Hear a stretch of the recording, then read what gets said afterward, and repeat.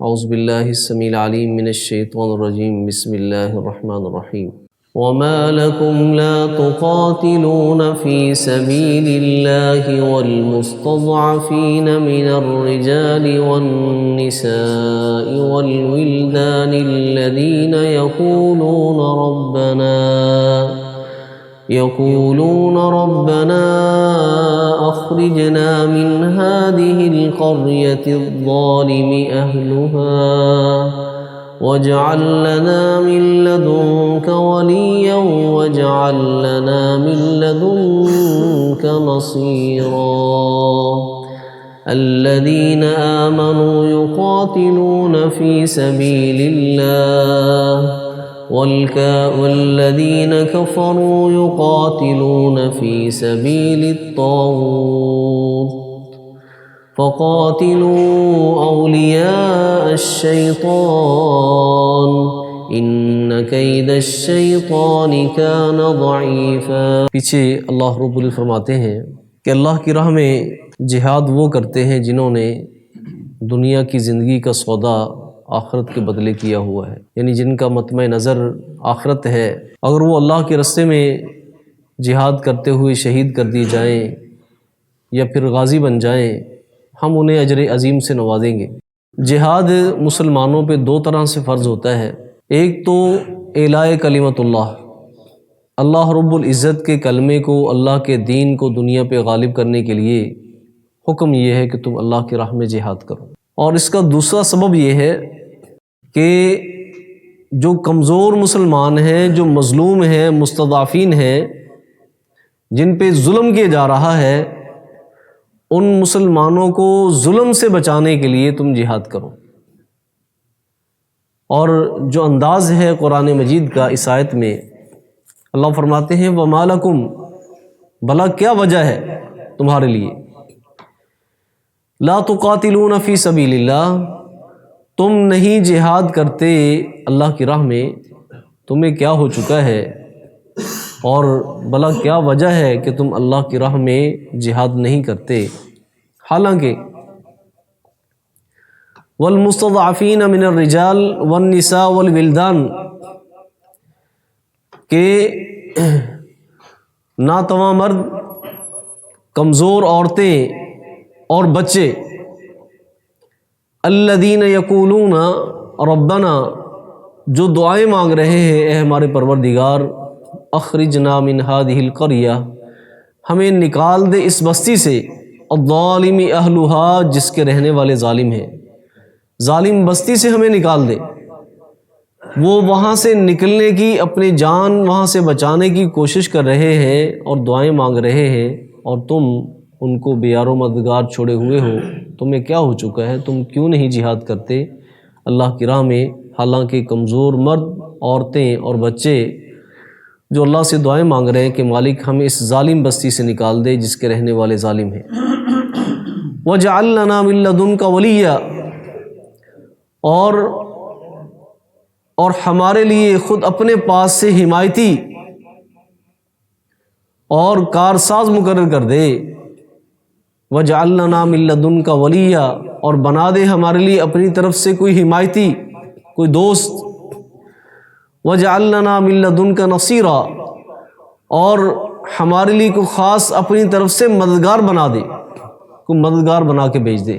تو حضرات گرامی، نبی کریم صلی اللہ علیہ وسلم نے فرمایا کہ انسان جب اپنی قبر میں جائے گا نا، تو ایک دم اس کی قبر جو ہے وہ آگ سے بھڑک اٹھے گی، اللہ سے دعا کرے گا مالک یہ کیا وجہ ہے کہ جناب وہ میری اچانک قبر جو ہے وہ آگ سے بھڑک اٹھی ہے۔ جب بعد میں ہلکی ہوگی نا تو اللہ رب العزت جواب دیں گے کہ ایک تو نے نماز بغیر وضو کے پڑھی تھی، اور ایک تو کمزور کے پاس سے گزرا تھا، مظلوم کے پاس سے گزرا تھا، تو نے اس کی مدد نہیں کی۔ تو اس وقت میں سمجھتا ہوں کہ پوری کی پوری امت مسلمہ، اور خاص طور پہ مسلم ممالک کے جو لیڈر ہیں، وہ اس آیت کی روح سے کیا ہیں، وہ مجرم ہیں۔ اس وقت جو غزہ کی صورتحال تھی، یقین جانے ایک گھر بھی باقی نہیں ہے، ایک گھر بھی باقی نہیں ہے، کوئی دیوار بھی باقی نہیں ہے، اور پھر ہزاروں کی تعداد میں شہادتیں، ٹھیک ہے، پوری دنیا کی طرف دیکھتے رہے لیکن کوئی جو نا وہ ان کی حمایت کے لیے اٹھ کھڑا نہیں ہوا۔ تو اس لیے اگرچہ اس آیت کا جو مصداق ہے وہ مکہ کی بستی تھی، جب نبی کریم صلی اللہ علیہ وسلم ہجرت کر کے مدینہ منورہ تشریف لے گئے تو پیچھے چند ایک کمزور مسلمان خاندان بھی تھے اور افراد بھی تھے جو کفار کے رحم و کرم پر تھے، کفار کے رحم و کرم پر تھے۔ نبی کریم صلی اللہ علیہ وسلم ادھر جو ہے وہ قنوت نازلہ میں ان کی نجات کے لیے دعائیں کر رہے تھے، اللہ ان کو چھڑا دے، وہاں سے ان کو نکال دے، اللہم انجل ولید ابن الولید، اے اللہ ولید بن ولید کو نجات دے دے، فلاں کو نجات دے دے، فلاں کو نجات دے دے۔ حضرت عبداللہ بن عباس رضی اللہ عنہ فرماتے کہ میں اور میری والدہ بھی ان میں شمار تھی، میں اور میری والدہ بھی ان کمزور لوگوں میں شمار تھی جو مکہ کی بستی کے اندر پھنسے ہوئے تھے اور وہاں سے ہجرت کرنے کے قابل نہ تھے۔ تو اس لیے حضرات گرامی، اگرچہ اس آیت کا مصداق تو مکہ کی بستی تھی اس وقت جب نبی کریم صلی اللہ علیہ وسلم نے ہجرت کی تھی، لیکن آج پوری امت مسلمہ جو ہے کہیں پر بھی کسی مسلمان پہ ظلم ہوتا ہے تو دوسروں کے اوپر یہ بات لاگو ہو جاتی ہے کہ وہ کیا کریں، اللہ کی راہ میں جہاد کریں۔ اللہ اکبر۔ اس کے بعد اللہ رب العزت فرماتے ہیں کہ ہر چیز کے مقاصد ہوتے ہیں، الامور بمقاصدہا، اسلام کا کوئی بھی کام جو ہے بغیر کسی مقصد کے نہیں ہے۔ فرمایا کہ الذین آمنوا یقاتلون فی سبیل اللہ، اہل ایمان جہاد کرتے ہیں اللہ کی راہ کے لیے، اللہ کی راہ میں، اللہ کی ذات کے لیے، اس کی خوشنودی کے لیے، اس کی رضا کے لیے۔ والذین کفروا، اور جو کافر ہیں، یقاتلون فی سبیل الطاغوت، وہ طاغوت کی راہ میں جنا وہ لڑتے ہیں۔ وہ طاغوت کسے کہتے ہیں؟ ہر وہ چیز اللہ کے سوا جس کی پوجا کی جائے، اللہ کو چھوڑ کر جس کو معبود مانا جائے، تو ان لوگوں نے شیطان کو اپنا معبود بنایا ہوا تھا، تو وہ طاغوت ہے۔ تو کافر اور مومن، ان کے دونوں کے مقاصد میں فرق ہے۔ مومن جو ہے اگر تلوار اٹھاتا ہے تو اللہ کی راہ میں، اور جو کافر ہے وہ لڑتا ہے تو شیطان کی راہ میں۔ تو فرمایا فقاتلوا اولیاء الشیطان، تم جنگ کرو شیطان کے دوستوں سے، شیطان کے کارندوں سے تم جنگ کرو، اور یاد رکھو کہ ان کی بظاہر جو نفری ہے اور اسلحے کی جو بہتات ہے، جدید ٹیکنالوجی ہے، اس سے تم کبھی مرغوب نہ ہو۔ کیوں؟ ان کید الشیطان کان ضعیفا، یقیناً شیطان کی جو تدبیر ہے نا بہت کمزور ہے، بہت کمزور ہے۔ حضرات گرامی، ہم نے جو نا وہ کئی سپر طاقتیں جو نا وہ ان کو سینگ توڑاتے ہوئے ہم نے دیکھا ہے دنیا میں، ٹھیک ہے؟ رشیا کو دیکھ لیں کیسے بھاگا یہاں سے، دنیا کے اپنے آپ کو سپر طاقت کہنے والا۔ امریکہ دیکھ لیں، اپنی جدید ترین ٹیکنالوجی لے کر یہاں پر آیا تھا، جدید ترین اسلحہ یہاں پر لے کر آیا تھا، لیکن دبا کر جو بھاگ نکلا۔ کیا مطلب کہ اینڈ اینڈ کیا ہوتا ہے؟ کافر جو ہے وہ ٹھہر نہیں سکتا، کافر ٹھہر نہیں سکتا، اس کی تدبیر کیا ہے؟ بہت کمزور ہے۔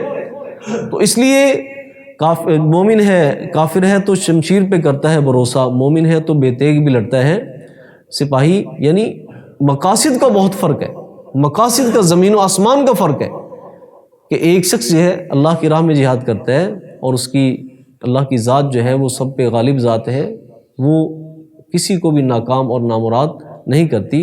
اور ابھی بھی آپ دیکھ لیں کہ اسرائیل جو واپس ہٹا ہے تو یہ نہیں کہ جو نا وہ فاتح بن کر پیچھے ہٹا ہے، نہیں، وہ آئے دن جو ہے وہ اس مزاحمت سے کیا تھا؟ مزاحمت سے وہ لاچار ہو چکا تھا۔ تو اللہ رب العزت نے جو نا وہ مومنوں کے جو مقاصد ہیں وہ اعلیٰ ترین رکھے ہیں، اور کافر کے جو مقاصد ہیں وہ بہت کمزور ہیں۔ سبحانک اللہم و بحمدک، اشہد ان لا الہ الا انت، استغفرک۔